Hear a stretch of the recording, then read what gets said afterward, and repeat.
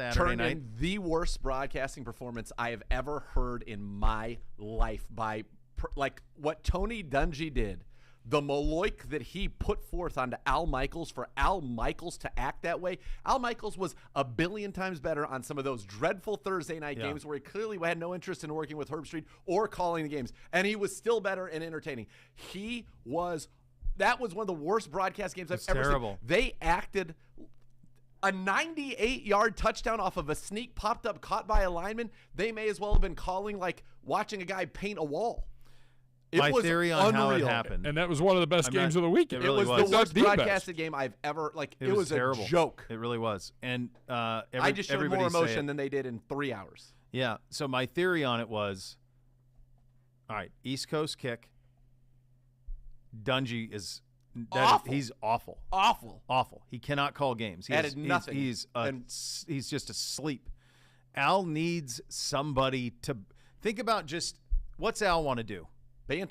Banter. What else do you want to do? Want to talk about the number? What's the number? Yes, gambling. Where are we at? Where are we at with all this, right? My friends in the desert, all that stuff, right? Yes. All of that.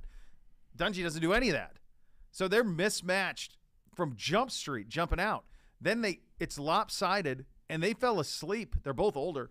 They fell asleep. It's like they weren't even aware what happened. But it wasn't even lopsided. Well, in the first half, it looked like it was headed that way. Yeah, it was. It was 20. What was the score? It was 24-0. Yeah, it was 24-0. And then it was 27-0. No, I'm not talking about that. They did that Bengals game. Ravens. No. They did Chargers Jaguars. Yeah, Tirico and Collinsworth did. Tirico and Collinsworth did that one. No. They did Saturday night. Right. It was 27-0. And they fell asleep. I think they just fell asleep. It's like the greatest comeback ever. And they're like, okay, yeah, whatever. Field goal to win. I'm sorry. One of the funniest things I saw was they had Al Michaels and Dungy call, like if they were calling the Sam Hubbard return. That was awful announcing, tweeted that out. And it was hysterical because there was absolutely nothing, which is what that game was. Nothing. Biggest comeback. Right. Unbelievable. Right. So that's my theory, that he was with somebody who had no energy to feed off of at all. No banner, nothing. Sleep at the wheel. It's a lopsided game. He's on the East Coast, all of it. And Al's 80. Can I say this? I know needs someone to feed. I know that you want it's the traditional broadcast, right? The Hoff should have been in there over Dungy, quite frankly. If they were looking for somebody, it would have been $1 million. I think that it would have been cool. Get Dungy out of there. If you put Musburger in there and just had Al and Musburger just riffing, amazing. Calling the game together, why not? Like, so what? You don't have a traditional color guy. We can all see. Yeah, but who's putting their ego aside to be the number 2? Well, they just would be like. But if you think back, it's Al's running it, but they'd just be bantering. Old Monday Night Football. Gifford was play-by-play. Yep. Cosell wasn't play-by-play all the time. Gifford did it a lot. Yeah. Even when they first started, Gifford would do it sometimes with Al. Like there was, you could do. That's been done. So. Do you think that would have been fun? That was yes. just I was like, nothing would have been worse. Yeah. Than what it was. You are looking live. Yeah, that would have been great. Absolutely great. I mean, it was like they can never do that again, right? No, they won't. And no, it's done. I don't understand. NBC's got 40 people on their pre-half and post. That's the guy that you chose to pair with Al Michaels? And I love Tony, but come on. They would have been so much better off with Chris Sims. Yes. With him. Even Jason Garrett would have been better. Rodney. Yeah. For sure. Yes. Yeah. Yeah, he was any of those the worst options. Possible choice for it. I think they wanted the gravity of it, 2 Hall of Famers, all that. But geez, I've had the pleasure of having a dinner with Tony Dungy. That's just who he is. Like you're not going to get him excited, but he's very engaging, very kind. He's had obviously some missteps. He's very in his own beliefs and whatnot, but you're not going to get anything that's fun. Like it's not going to be a fun listening experience. And they talk about energy vampires. He energy vampired the great Al Michaels. Took it. Yeah, it was nothing left. Yeah. It's also because they were in Jacksonville. That'll suck the life out of anybody. Well, I think that's part of it too. It's 27-0. You're in Jacksonville, But this is my last game of the year, and this is how it's going down. How do you need to feed off wave? Like that comeback, the crowd's going nuts. Come on. It takes 2 people to feed it, though. You got to feed it. Like you can't. Al didn't have the energy to lift it on his own, clearly. So you need somebody to play along with, and nothing. Absolutely nothing. Yeah. So another thing I love from this weekend was the 3 o'clock, 6:30 kick time. Perfect. Sold. Amen. They're doing it next week too. They're knocking it out again next week. Yeah, that's. I'm so happy there isn't a neutral site championship game because I would hate for them to try to do that. Pro Football Talk was like trying to say that they are trying to do that. You didn't read Monday Morning Quarterback. No, he said this. Are they doing it? Yeah, it's coming. Stupid. It's dumb. It's the worst. Awful. What's the point of home field advantage then? Divisional round. You're not even going to play the person you're playing. Does the checks cash? Stupid. That's awful. That's awful. It's coming. It was done. 100%. I told you. Remember we talked about this last week. 100%. Or maybe it was 2 weeks ago. I mean, read Breer this morning, and that's they sold 50,000 seats for a game that nobody even knows. So now you're going to sell 50,000 seats. You're going to sell. Yeah, but you were going to sell that. You're going to use it. They're going to use the AFC NFC Championship games, according to Breer's story this morning. They're going to use AFC NFC Championship game as basically like tryouts for places who could host the Super Bowl. They're going to use it as a way of saying like, hey, we built a brand new facility. We'd like something here. So they're going to award cities that build new stadiums with championship games. The whole point is that it's at your stadium. I know. Home field advantage is meaningless then. It's just as good to be the 2 seed. I'm not arguing with you. You just want the number 1 seed so you get the bye. I'm with you. This is stupid. It would be That's a money grab. It's unnecessary. It's an unnecessary money grab. Right, but that'll be taken. So, I knew as soon as I saw that this was possible, I said I think we had a eureka moment on the show 2 weeks ago when we're sitting here talking, and I went, "Wait a second, this is what they're going to do. They're going to use this as the test going forward. Can we do this? Yeah, we can do it. Neutral site, championship games. That's not cool though. I know it, and you know it, but the money's going to be good. But that's take a little piece of the NCAA tournament model. Yeah, everything's a neutral site. Look at the college football. Yep. I know. It would be a travesty. You think about the environment that we're going to get at Lincoln Financial Field. And then at Arrowhead. And at Arrowhead back-to-back. And to think that if those games are instead played in Detroit and Atlanta. It's stupid. Or it's awful. Wherever.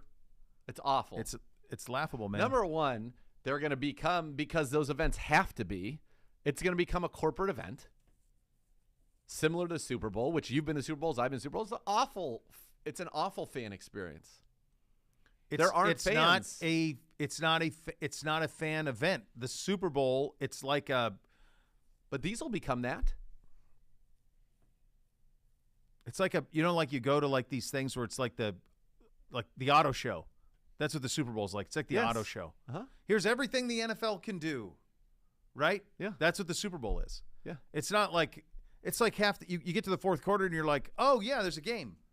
Well, yeah, and you're like, oh, here, look, up in the far corner, there's the Niners fans. And there's the Ravens fans from that Super Bowl. It's a sterile environment. It's awful. I always tell anybody, I've been to 5 of them, I always tell anybody, save your money. Don't go to a championship game. Don't go to the Super Bowl. It's no good. It's no good. From an environment standpoint, it's not good. So that's now they're going to do that to the championship games. That's where they're headed. Yeah, Breer wrote about it this morning. Here's what they're going to do then, because there's no difference between the 1 and the 2 seed anymore. They're going to add an 8th team to the playoffs. They're going to give the 1 and the 2s buys. Both are going to get buys. They're going to play a championship game in a neutral site. You said it, brother. Stupid. Congratulations. Yeah. It's awful. I agree. Lots to get to from divisional round weekend. We'll go over some of the other impressions. Haven't talked really about all of these games yet. There was some dominating things, and there's some things that's going to carry over into this week's championship games. We'll get to all of that. We've got a little fact or fiction, a lot of NFL business going on as well. Second hour up next. Cleveland Browns Daily, 850 ESPN Cleveland.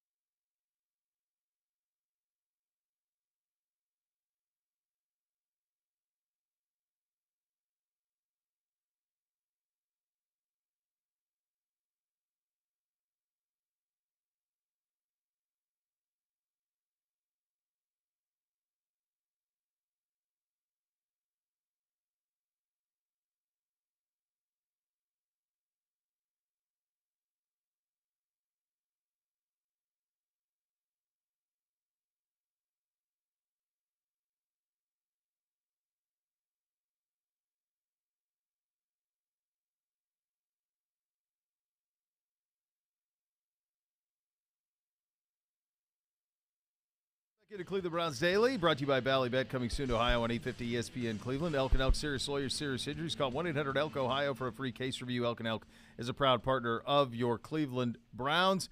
Gibby wants Mr. Zagura. Quick question, totally off topic. But Yep.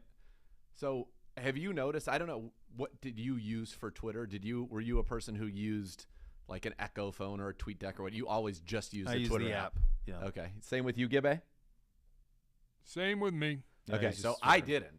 Okay. I had my thing set up. I had that. You have a TweetDeck or something, or I forget what Twitterific or something like that, and then I had Echo phone, and I loved both of them. I had everything set up the way I wanted to. It was much easier with lists. It wasn't giving me a For You, which is not what it actually isn't for me. I don't like it. It was easy. It gave me the things that I wanted chronologically, the lists that I wanted. It was easier to quote, tweet, and all. They're just easier interfaces. Love them. He pulled the plug on every single other app that delivered the play. Musted? Yeah. Because you needed the Twitter API. He's trying to monetize, and it's so awful. It's got to come through I feel like totally lost. So what's the For You thing? I don't even know how to. Like, see, on mine it says it's stuff. Oh, see, you're supposed to be able to shut this down. You're supposed to be able to like turn this off. Stuff they think you would like. I just got this ridiculous. Like, I got something from Patrick Beverly. Is now at the top of my timeline. I don't care about any of that. Why would that be on here? Yeah. So that's got to be it. So you can flip over to the other side that says following. So that's what I do now. I have to go following. You have to go following, and then it should be following in chronological order. It just I don't like the way it looks. It lists all the full threads. I don't. Yeah, the look is bad. It's full threaded. You're right. I don't like it. It is. It's not what I liked at all. Yeah. It's not great. So I feel I'm bummed about it. Yeah. There it is. That's all. All right, fair. Gibby wants a quick power poll. Rank the 4 remaining teams in the playoffs. 1 to 4. Bengals, Eagles, Niners, Chiefs. But I don't think the margin's that big. No, I think they're all really close. Yes. Anyone could do it. I think something is going to happen this week. Have you guys are we going to we can't do guess the lines on 2 games, can we? Or I could just make you do it right now. Fine, I'll do it right now. Go ahead. There's only 2 games, so it's not like Niners at Eagles. Eagles -2. I was prepared for the other one. I believe you have that one right too. He has that. That's it. It was 2.5. 2.5. Yeah. Chiefs hosting the Bengals, and the Bengals were something like an absurd. The Bengals were a 5.5-point dog. Joke, and I think that will be. I think we're going to overcorrect here. I'm going to say, I want to say a pick'em, but I don't think it'll be a pick'em with Mahomes wounded. I think he'll still be a favorite at home. Chiefs -1. Pick'em. It is a pick 'em right now. Oh. To pick them right now. So it moved a little bit from this morning. It was Chiefs -1, and then it moved to even. Okay. So it's come back to even. So my thinking and what's going to happen this week is that because of how dominant the Bengals were, and it was probably – I was talking to some friends of mine who diehard Bengals fans. And, oh, wait, not bad right there. No, you crushed it. Good job to you. I don't know that Cincinnati's ever played a better football game than the one they played in Buffalo. Dominant. As a franchise. Dominant. Truly. Both sides of the ball. I don't know that they've ever been more dominant than they were on Sunday. And you feel that they were robbed of a touchdown. Let's talk. I want to talk about it because I talked about it with my dad yesterday. Real quick before we do that, right, I just want to just to finish the thought. Oh, sorry. I think as the week goes on, they'll be favored. The Chiefs will be undervalued. Correct. Yes, they are being underappreciated. It'll be like, oh, they're no good. They're barely covering. They barely beat Jacksonville. They didn't barely. That of game course was not. never I understand. in jeopardy. But that's what's going to happen as this week goes along. And I think by the time you get to the end of the week, there's a chance the Bengals are favored. For sure, if it moved a point today. All right. On the catch from Jamar Chase, which was a catch. Okay.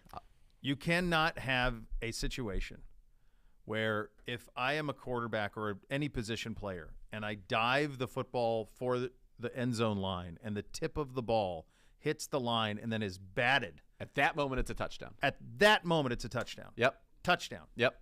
That can't be a touchdown. And what Jamar Chase did not be a touchdown because he caught the ball, boom, boom, both feet in, touchdown. Milano hit it. Milano hit it after the second step. So here's okay. Step. Milano hit it, jostled it, Like it shouldn't have to start over being a catch once you've already caught it. So here's what I would say on this particular play. It's my opinion. Yeah. Number one, you're exactly right on the runners, but they have already established possession. So if you have possession in the end zone for a second, then it is. What they were arguing, and when you watched it, it kind of looked like he didn't catch it clean. And as he was kind of like bringing it down, like his hand he did not catch it clean. Then it came down. So they were kind of saying like he was still trying to establish possession. Then Milano hits it. The ball comes out on the ground. I don't care about that. To me, if he caught it clean, put it down, Milano hit it, and then it was down, it would have been a touchdown. I could have gone either way with that. Really, it was close enough, but I kind of understand what they're saying, Bo. Because he didn't catch it clean. Like his left, it was either his left hand or his right hand. There's nothing in sport that is meant to go frame by frame. Agreed. To determine if something is a catch or not. Agreed. Like if it wasn't ruled a touchdown on the field, and then you saw everything you saw, you go, okay, I feel good, not a touchdown. It was ruled a touchdown on the field. It was close enough to where it should have been. I'm fine with that. To overturn an on-field call, that I'm fine with. Was nonsense. That I'm fine with. To me. Here's the rule. Now, it didn't matter, but here's the rule that I think is the most insane. Give it to me. And I think we've talked about this in the end zone. I'm going to stand up to demonstrate. Yeah. All right. I am at the back of the end zone right now. Yep. Okay, so the Zagura's at the back of the end zone. The end zone's in front of me. Yep, here. I got you. If I am in the back of the end zone and I catch a pass like this with my toes in, heels up, but my toes are pointing towards the back of the end zone. Yeah, but toes are in. Toes are in. My heels are up. Toes are pointing back to the end. Catch it. That's a touchdown. Yes. If I turn around and catch it in the back of the end zone, toes in, catch it, but my heels are over the out of bounds, but my toes are in, and I've caught the football, and then I come down, that's an incomplete pass in the NFL. Yeah, that's awful. How is it that the front of your toes, like the top of your foot toe, is okay, but the back foot, the bottom of your toe is not okay? That makes no sense to me. Makes no sense. Because those people who catch like this and then fall forward out of bounds, like everything's out of bounds, but their toes are in bounds. This, you're in bounds too, and you fall out of bounds, but it's just your heel hitting. That's somehow an incomplete pass. Makes no sense. They need to figure out those rules. They need to get rid of, and obviously this one resonates with Browns fans, they need to get rid of, if you're going into the end zone and the ball gets knocked out of your hand at the 1-inch line and goes through the end zone and out, that's a touchback. No, it just should go right back to where the fumble is. Where the fumble occurred. Like, this is stupid. If the defending team recovers it in the end zone, fine, that's their a ball. Touchback. Yes, but if it goes out and no one recovers it, it's your ball where the fumble occurred. That's right. It's ridiculous. Yeah. I hate the replay. I hate the frame by frame. That's not the spirit of it at all. It's worse in college basketball. It's terrible in college basketball. It wrecks games. It's funny, though, on that one, when I watched it live, I thought it was a touchdown. Yeah. When I watched it full speed, not frame by frame the second time, when I saw him on the ground with the ball rolling around on his stomach, then I was like, oh, but I maybe think not. Don't you think it's possible that's also because of all the way going back to Des Bryant, which was the worst call all. But and there was one with Megatron that was like that 2 years ago. Like we have become. It's almost become. We've been trained to believe that you have to continue the motion of a catch. If I catch the ball and I get feet in, touchdown. Why do I have to roll? Yeah. And if I roll right and the ball isn't jostled, come on. So you're saying I want to understand. I'm saying catch it. Boom, boom, touchdown. I don't care where the ball ends up. So let's say I'm in the end zone. Yeah. Feet on the ground. Yes. Both of them. It gets thrown to me. I catch it, and then a split second later, I get crushed, and the ball flies Not a out of split bounds. second, but long enough to where you can identify. Yes, in bounds. To me, it should be the exact same way. As long as you establish that you have caught the football. Yep. Touchdown at that moment, just like the runner running in. Touch, boom, touchdown. Slapped out, still touchdown, broke the plane. Same thing should happen. I think they've got to get some. They've got to figure that out. The Calvin Johnson one, I remember very clearly. I want to say it was against the Bears. It was against the Bears, and it was a week 1 of a season, maybe. Yep. And he caught it, scored, took like 8 steps, and then put the he like tripped a little bit and put the ball down to balance to brace himself. And then the ball scored out. But he had already scored like 5 minutes ago. Right. And they're incomplete. Didn't finish the process of a catch. No, yeah, he did. Come again? Yeah, he sure did. It felt like it to me. He was running across country. One thing that's going to be a big story this week, Patrick Mahomes suffered a high ankle sprain during Saturday's win against Jacksonville. Chad Henne, thank you very much for those of us who had Travis Kelce, but not Patrick Mahomes in the fantasy competition, benefited from that. As Chad Henne got in there a little bit. By the way, legal hit, not legal hit. I saw some social media jargon over the weekend that it wasn't a clean play, and it's a high ankle sprain, man. I mean, people are like, oh, he dropped his weight down right on his ankle on purpose. Like, that happened in slow motion, maybe it looks like that. But in full speed, he hits him up top, and he doesn't have the ability to now I'm dropping. You saw it last night in the Cowboys game where Armstead – no, I'm talking about Armstead at the end of the game where Dak they ran some ridiculous rollout pass when they were trying to go the distance, and Armstead went like this because he was afraid to get a 15-yard penalty. He should have sacked him in the end zone. I understand, but he was scared to hit him, so he kind of just went like this, and then Dak bounced off and threw it. And I went, these guys are so terrified to get a penalty. It's nuts that they don't even know how to tackle a quarterback at this point, and I don't blame them. Are we going to talk about that last play? I'm going to get to it. Okay. Agree or disagree with Dan Orlovsky on ESPN's Get Up? Joe Burrow's the best quarterback in football. Patrick Mahomes the best player. He's the most talented player in the NFL, most dynamic. Burrow's the best quarterback in football when it comes to quarterbacking. I have no problem with that. No. That's appropriate. They have been they've played the card well. They have been disrespected. The Ravens were the pick to win the AFC North this year in the preseason, which made no sense to us. I think all of us picked Cincinnati to win it. They have not been allowed to be in that category with the Bills and the Chiefs all year, which made no sense. And he is rarely – Burrow up until now, I think it's finally starting to come, he has not been given the due with Mahomes and Herbert and Allen. Never. I mean, even Herbert gets more than him. Yep. Yeah. Yeah, it's enough. And I think that it's going to – this week you're probably going to – it's going to go the other way where you're sick of it. 49ers running back Christian McCaffrey says his calf is nothing bad, expects to be good for Sunday's game against the Eagles. Cowboys owner Jerry Jones, did you guys see this? He was 45 minutes after the game. He was doing a press conference. There were like 100 people. Of course. They thought he was going to fire the podium coach. On the field, basically. Thought he was going to fire the coach. Said it's sickening. It's sickening. No impact on his status, though. Jerry. It's just because he hadn't checked all his messages yet. I would also say Sean Payton. Jared doesn't want to admit he's wrong. I mean, he kept Jason Garrett a long time. Yeah. Now, the offensive coordinator, I don't know what that guy keeps coming back. I think I'm not sure what his deal is. They had the year when they had Amari, CD, a still relatively worthwhile Zeke, Dak. That offensive line was the best. They had a window there, and it's closed. This was their best opportunity.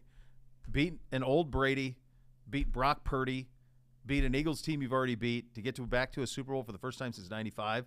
It won't be this easy again for them in Dallas. It won't be. Speaking of Dallas, I mean, 70 yards in one play is a lot, but I think anytime you can take Ezekiel Elliott and make him a center, you got to do it. I mean, how could you not? I mean, the best part about that was him just getting absolutely just steamrolled. What did you think would happen? I didn't think anybody would even do anything with him, honestly. Fred Warner he was just like, okay, I'm just going to go run you over now. Wait, he's free game? So their attitude, clearly what they were trying to do is set up a hook and ladder situation because Zeke wasn't eligible to catch it, so they were trying to fool them into thinking that he wouldn't be able to also receive a lateral. Yep. But the problem is everybody knew that. Yep. So it was like, look, there's no good call on 70 yards in the season, right? Once the play gets overturned because Schultz can't get both feet in because he so lackadaisically did that. Which is mind-numbing to me. That was comedy. The only thing funnier was the fact that it took him 30 seconds to punt when they were trying to punt before the 2-minute warning, and it took them 30 seconds to get the punt team out there to punt it. So it's 2:35 when they don't pick up the third down. They punted it. It was 2:05 when San Francisco got the ball back. Yeah. They wasted 30 seconds punting the ball. Which leads me to wonder, was that entire sideline thinking they were going for it on fourth down? There was clearly not a – this is what happens, though, when you have offensive coordinator, head coach. It's too many people to talk. Yeah. You got to have a clear line. Like, it has to be known, we don't get this. punt team sprints and punts. That has to be known. Now, I don't know if it's smart to punt to Shanahan anyway because they're going to burn clock. Yeah, you might not get it back. I probably would have just went for it. Go for it. But, and honestly, if Elijah Mitchell doesn't run out of bounds, they don't even have to punt it back. Correct. I was trying to explain that to my son. Dude, that gave me Kareem Hunt flashbacks. Yeah, I was trying to explain to my son. He's like, but Dad, what difference does it make? And I said, dude, they didn't have to use a timeout, a down, and the clock's still running. They don't even have to punt it if he just dives into the field of play. That's what you have to do. Over. That's what you have to do. Yeah. That was dicey. I was surprised that he stayed in the game, as a matter of fact. Did you guys see after the fact, we're talking about, obviously, Niners, Cowboys, great Niners win. Nerd. Did you guys see what the Cowboys tweeted out? I didn't. Oh, yes. Oh, I'll read it to you. I think Jared might have gotten the Cowboy Twitter handle. At Dallas Cowboys. Oh, boy. At 11:48 p.m. last night. Dak Prescott gave the ball away twice in the narrow loss to the 49ers in a matchup the Cowboys had a chance to win if they didn't again generate self-inflicted wounds. Sleep well, Cowboy Nation.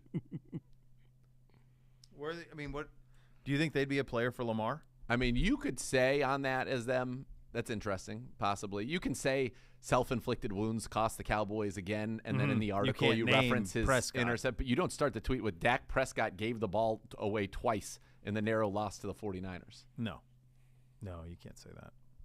No. Not if you want to continue to have him quarterback your team at some point, which would lead you to believe maybe they don't. I do wonder, as soon as you said that, I wonder about Lamar, like if Jarrah would try and get in on that. Donovan Mitchell's, I said, team account posting this is weak, bruh. Yeah, a lot of players were not happy with that tweet from the Cowboys, I can tell you. Yeah. There's some great stuff. It was fun watching the Micah Parsons, Trent Williams battle. Trent Williams, just unbelievable athlete, like one of the best left tackles of all time, it feels like.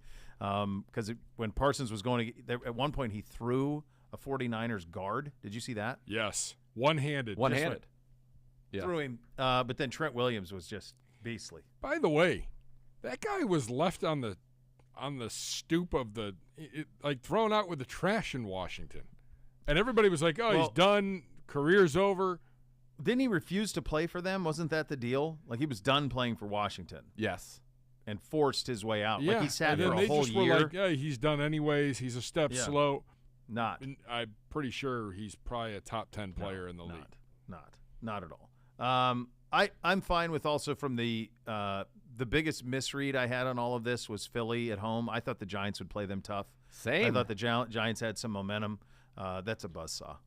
They were quite good, and it feels like that is a team that would be the most difficult of any team left. Maybe other than, I guess, the Niners too. Those two teams, very difficult to come back against. Like you would have to get out to a lead against them, but if it is just obvious you're passing every time and they can put those five guys and just get after you and have at least three of them in one-on-ones, they're going to get home. Mm-hmm. Yeah, agreed.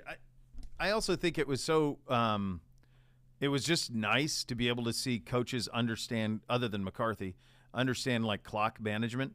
So, for example, after the Bills took like 7 minutes off the clock in the third quarter and get 3 points out of it, I don't know if you noticed, but did you notice when Burrow snapped it on every single play the following series?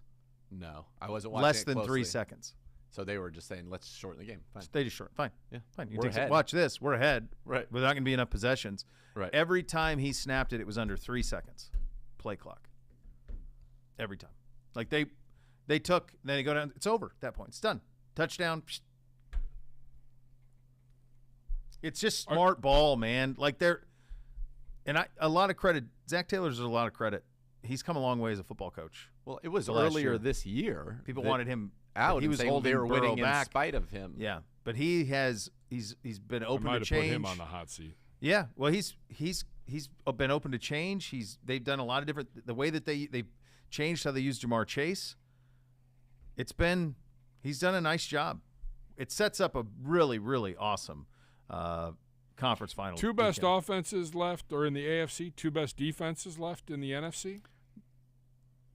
Yes. Would we agree on that? We would. But I also think that those two NFC offenses are, to Z's earlier point, really brutal to try and chase down. Best offensive mind, it might be in the NFC. I think he's the one true genius. The gangster. That's the guy. But can the quarterback take him that far? He hasn't. I mean, it's a big spot, man, to go in there. He's so fresh-faced. This was a big spot. But, I mean, this is at Philly. Like, that's a That's a it's spot. A full day. That's a spot. Kittle's a stud. He is a stud. Yep. And, I mean, Debo and McCaffrey and Mitchell and, yeah, it's nice. He made some big-time third-down throws. I thought the best thing – I thought the coolest thing they did but they did this – Cincinnati did it. No, they did it. Cincinnati did it too, but they did it after the ridiculous Cowboys punt. Kyle had him throw on first down, and he threw a slant, picked up another first down, which bought him another down for them to burn. Like, had the confidence. Yeah, the confidence to throw it, yeah. Sling it, kid. No doubt. On 3rd and 15, he was having him throw it. Yeah. All right, we'll do a little Fact or Fiction coming up next. You'll listen to Cleveland Browns Daily, brought to you by Ballybet, coming soon to Ohio on 850 ESPN Cleveland.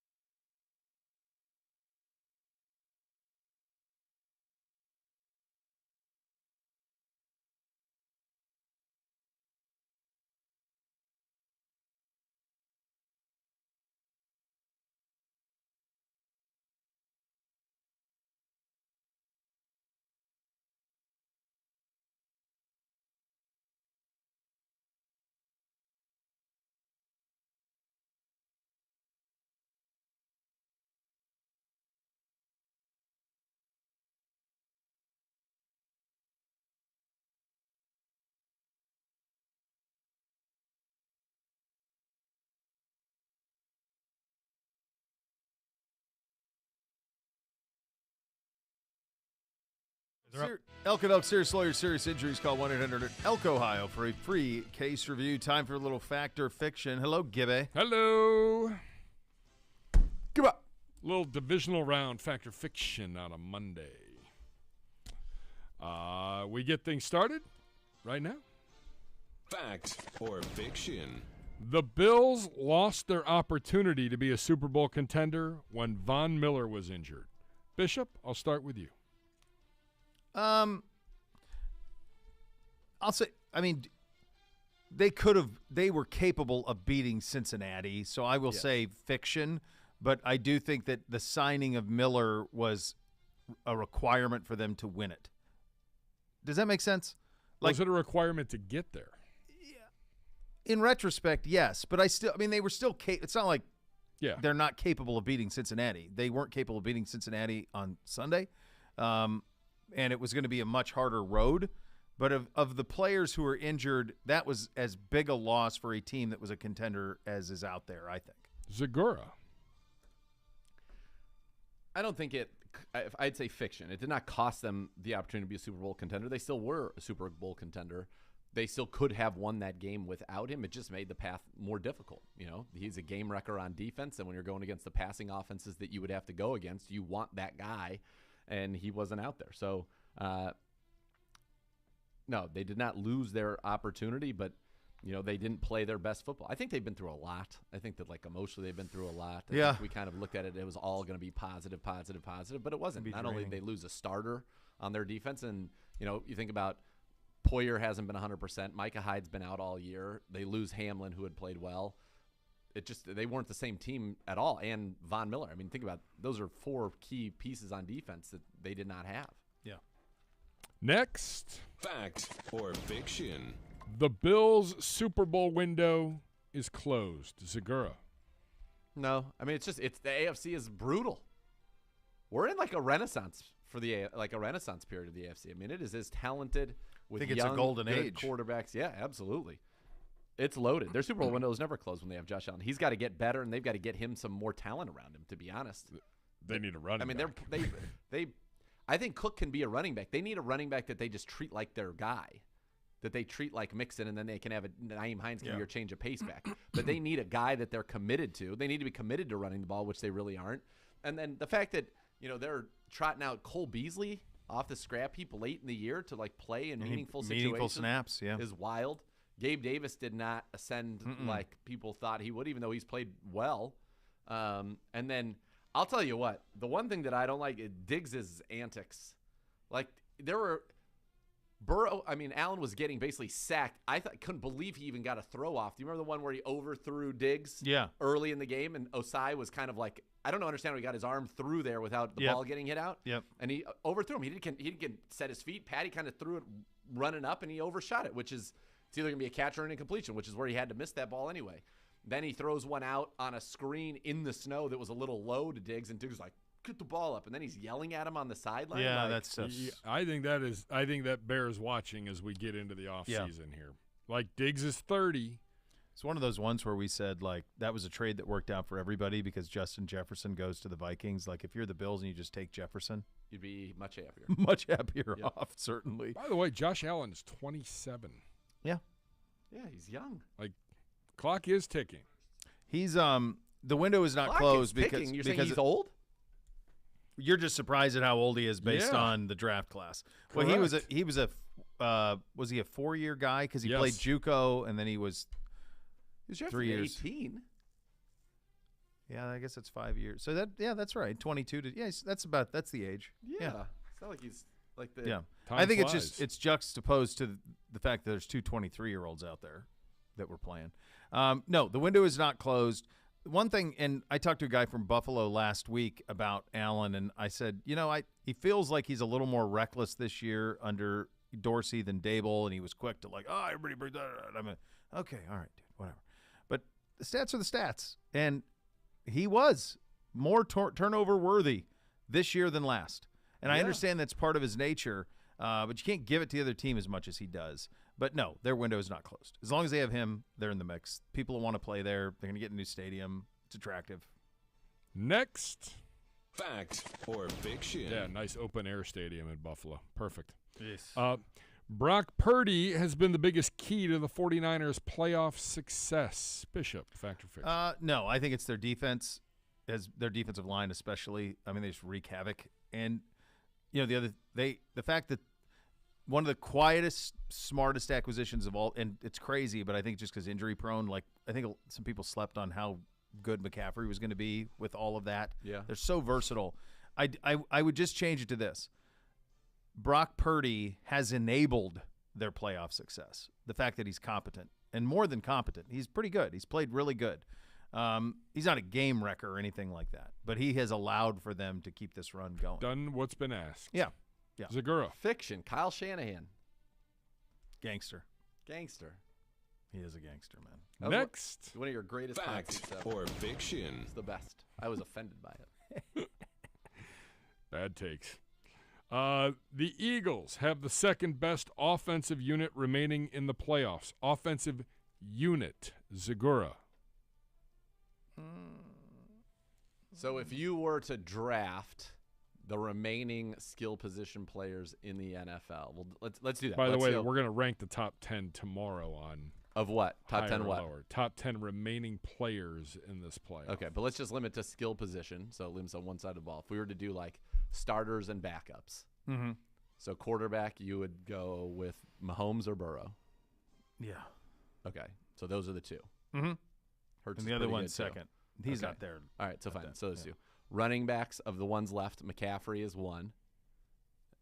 McCaffrey, Mitchell, although Mixon was good too. Mixon would be two. See, the crazy, but Hurts factors into the run so much. Sanders is good. Yeah. He's not like. You'd rather have Mixon. You'd rather have All right, Mixon. so McCaffrey, so that's two Chiefs so far. Wide receivers that are left. Chase. Yeah. Is one. Are you doing position groups or are you just doing individual players? So I'm saying we'll go three. Like, I think the Bengals have the best total. Best receiving group is the Bengals left. No, not groups. I'm saying so we have two quarterbacks, two running backs. Let's do all right. Okay. 6 receivers. So 3 starters, 3 backups. Your starters would be Chase, AJ Brown. What do we do with Debo? You probably start him. Chase, AJ Brown, Debo. The backups are going to be Devontae Smith, T. Higgins. Yeah. And nobody from the Chiefs, really. So then it's either Brandon Ayuk or Boyd. Yeah.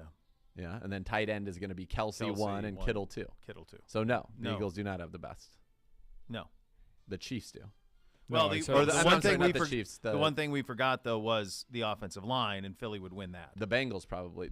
Or the Niners have the best skill. The Bengals are down 3 guys right now, though. Yeah. Right, but when you're talking about best offensive unit, correct. Philly's offensive line would be number 1. And then the 49ers would be 2.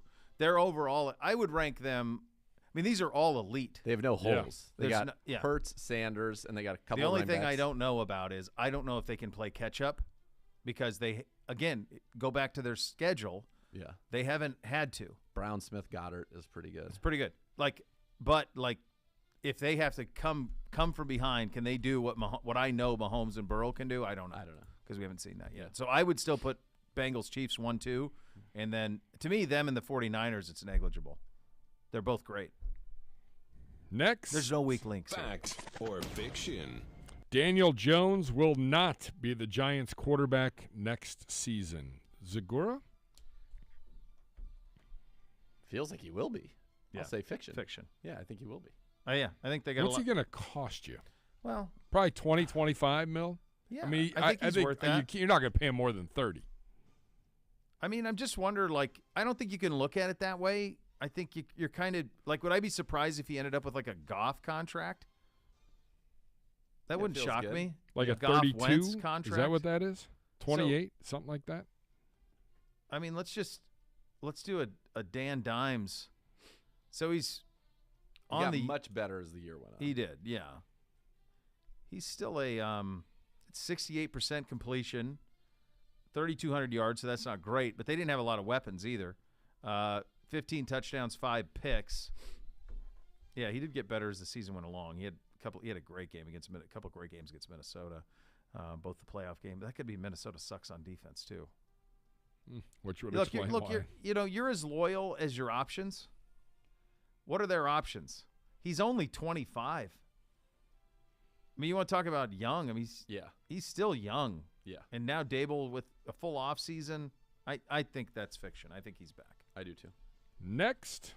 Fact or fiction? The Jacksonville Jaguars will be a top 4 team in the AFC next season, Bishop. So all that's saying is they'll win the AFC South, right? Because that would be the 4 seed. Sure. I mean, if you get a couple good teams in the AFC North. Or are you saying, are they the 4th best team in the AFC? They'll or do be I think one of they'll the be top the 4 seed? 4 teams, no, period. False. They will not be one of the top 4 teams. They will be the 4th seed because they'll win the AFC South.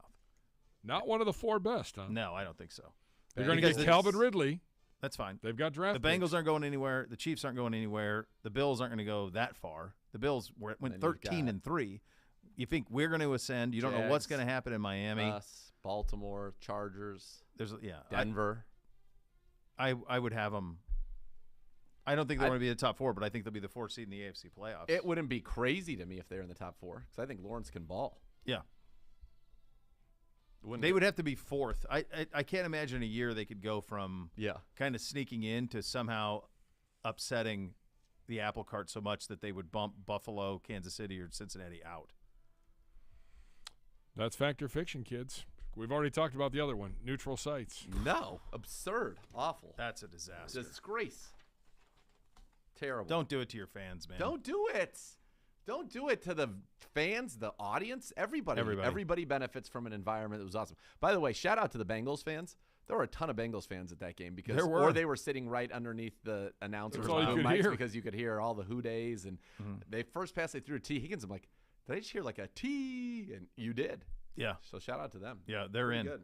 I'm telling you, he has that town by the throat. Burrow does. Well, yeah, he does. They wouldn't have done anything for that city wouldn't have done anything for the Brown family until he landed this kid. Oh yeah. Nothing. By the way, Zach Taylor did not deliver the game ball. He left it up to his offensive captain and center last night. They did 2. Oh, they did. He did one. Oh, he did do one at Rhine something Brewery, and then he had the center did one too. So Zach did it last night. He took it to. I wanted to say it was Rhine. I don't know what it is. Yeah, the Rheingeist. Yeah. That wherever. Yeah. So he took it there. I defiled myself there. But yeah, so they're doing it. They're making it a nice tradition. We'll go around. We'll go around the NFL coming up next. Listen to Cleveland Browns Daily, brought to you by Ballybet, coming soon to Ohio on 850 ESPN Cleveland.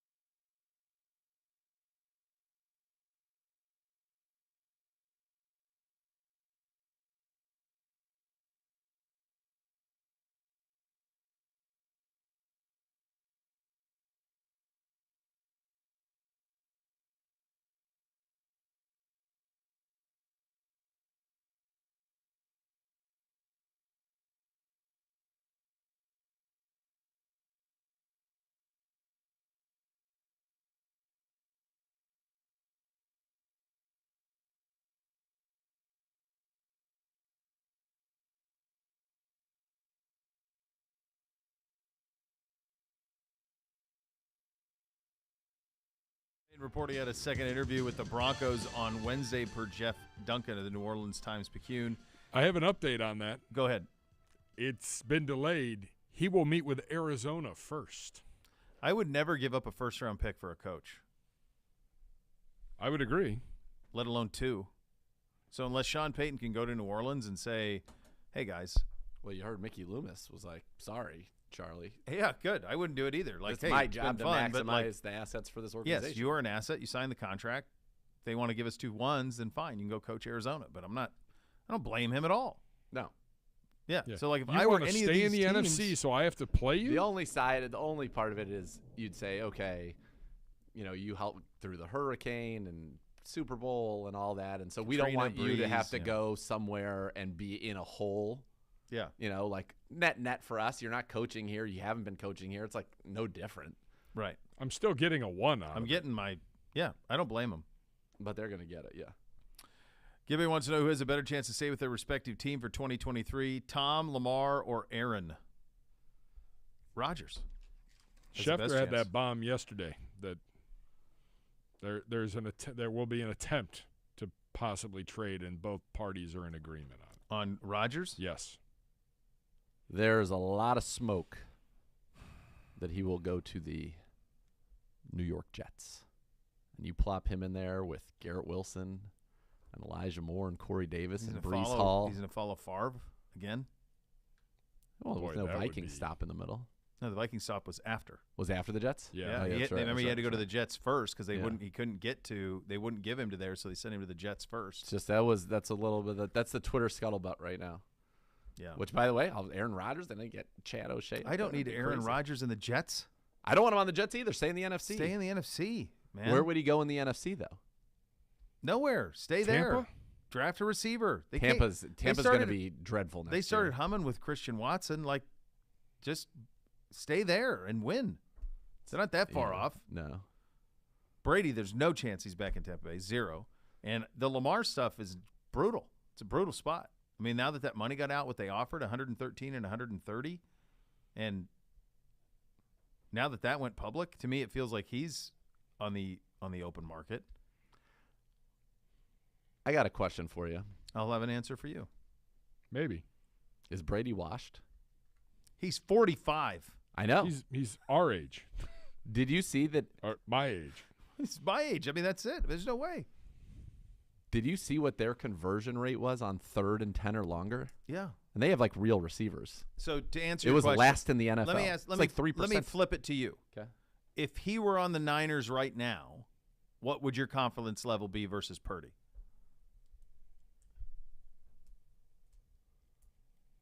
I mean, obviously, it's Tom Brady, obviously higher. But we said that going into last Monday night. But I don't know about his movement skills. No, but and he did not want to throw the ball when he was getting hit. Brock Purdy would at least stand there, and you're going to have to stand there and take hits and throw it over the middle of the field in this offense. Okay, but what I'm saying is, in the right circumstance, you would still trust him. And that Buck situation, awful, dreadful, malfeasance from a coaching perspective. So, but Byron Leftwich all of a sudden just lost it. I don't know what happened. I mean, we're not there. I don't know. But remember all the injuries they had up front, too. They couldn't protect. Wirfs went down. I mean, they had a lot going on. No doubt. So, I mean, you in the right spot, is he getting washed? Yes. He's 45 years old. Like, it's done. Vegas, Dome. Seems like it makes a lot of sense. Some place where there's that. But, I mean, I think he would be, I don't know. Like, to me, what about Vegas for Aaron Rodgers, where unites with Devontae Adams, has Waller, Renfro? Yeah, that'd be a fit. No more AFC, though. I don't know why you keep trying to get these guys. Tell me where. Put them in the NFC. What's the ready-made NFC team? Saints? Washington's not too bad. Seattle? With all their assets, you could drop a guy in Seattle, and you have DK Metcalf and Lockett. And Washington's not that bad. And Kenneth Walker. Washington's got good weapons, and they're great on good the defensive front. Dotson. Yeah, they're not that far off. They're a mess on everything else. Yeah. But in the NFC North, there's nobody because they're all sorted out or they're young. The Giants, I guess, could be like the Giants. NFC South, there's not too. I mean, like Atlanta. Pitts, London. A couple of little things you can work with there. You have to bring in somebody else. The Saints is ready-made. Sorta. It's not bad. They get some weapons. What's good about it? Olave's really good. Okay. I mean, you'd be banking. You can't count on Michael Thomas to play. Can't count on Michael Thomas to play, and you need Kamara. Jarvis is older, and Kamara's older. Yeah, they've gotten old. Yeah, there's not much in the NFC. It's very different. I mentioned the Lamar Jackson stuff. This was from last week. Harbaugh saying Eric wants him here. I want him here. Steve wants him here. Lamar wants to be here. It's going to work out. He's a very durable player. Okay. It doesn't look like that. It's not the Hasn't played in December in 3 seasons. Didn't he say 200%? Yeah. He'd be back 200%. Where's Tommy Lasorda? Only 100%. One other thing I want to get to, we will not be going to Europe. Yes. Doesn't appear that way. That's a lock. So it's a lock. 3 games in London. That'll be Jacksonville at Wembley, Buffalo and Tennessee at Tottenham, and then Kansas City and New England will be host teams in Germany. Mexico City's Estadio Azteca unavailable because of World Cup construction. So the German contingent going to get a second game. And then you have to talk about Steve Smith. Steve Smith last night. We the Panthers interviewed Kellen Moore for the head coach job based on the last play of the Cowboys. Ain't no NL. Moore is coaching us with that trash last play. All right. I know we got like 30 seconds. But I know. Steve Smith with this and Irv's pregame prep talk about how he got ready on NFL Network for the pregame. Did you see this? No. Oh my God. It's so good. Can you run it tomorrow? Can somebody We got to find run this it for me? tomorrow. It's Rich Eisen tweeted it out. It's unbelievable, Irv. Unbelievable. And I couldn't love him more just because now I feel like I'm connected because of Hoff. Yeah. So I love him even more than I ever Eisen have. tweeted out from his account. He did, yeah. All right. So much more to come. You listen to Cleveland Browns Daily on 850 ESPN Cleveland.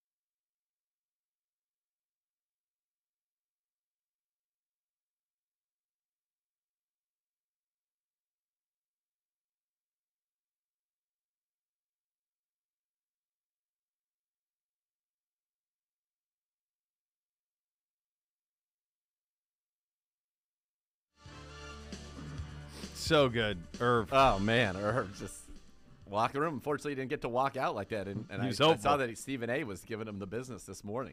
When did Stephen A. turn on the Cowboys? Like that goes way back to when him and Bayless were on, because he's a Philly guy. Okay. So he goes Eagles, and then Bayless would act like he's a Cowboys fan. He feels like Screaming A feels like a guy would be like, oh, America's team guy. Oh, obviously he's not. No, he's a Philly guy. Oh, yeah. Well, I think he grew up in New York, but he was at the Philadelphia Inquirer forever. I mean, so he's always Irv, or the Hoff was doing this to Irv in Philly. That's when Steve Smith got pelted by a drink, and we almost lost a good Philadelphian. Can you imagine just a night on the town with Steve Smith and Michael Irvin? How that goes? I just would love to have it documented. I think I know how it goes, but I think I would. Combine last year, time. Give me just Irv. Unnecessary. Just Irv. Me, Steve Smith, and Nick Shook in a bar. What happens? God. Steve Smith, fun, but always on the precipice of like a fight. A complete blow up. Always on it. Right there. Even Irv with would you. Even could fight you at any point. You wouldn't be surprised. You're his friend. Yeah. Yeah, you would have no idea. With Irv, I think 30. much more laid back. You're having the time of your life. Time of your life. Yeah, for sure. The next level's coming up next. We're back tomorrow. Cleveland Browns Daily, 850 ESPN Cleveland.